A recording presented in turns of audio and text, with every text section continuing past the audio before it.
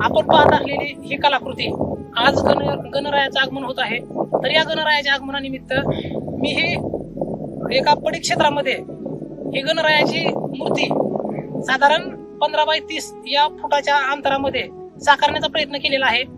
हे जे आपल्या समोर पूर्ण टीम दिसत आहे, या पूर्ण टीमच्या सानिध्यातून आणि सहकार्यातून साधारण गेल्या 2 दिवसापासून ही प्रतिकृती साकार केलेली आहे.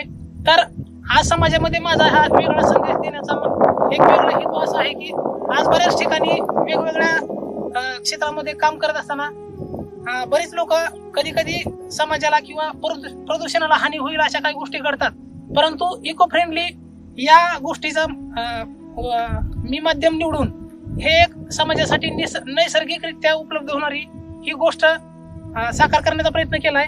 रांगोळी असेल किंवा इतर काही खोदकामाच्या काही साहित्याच्या माध्यमातून ही प्रतिकृती साकार केलेली आहे.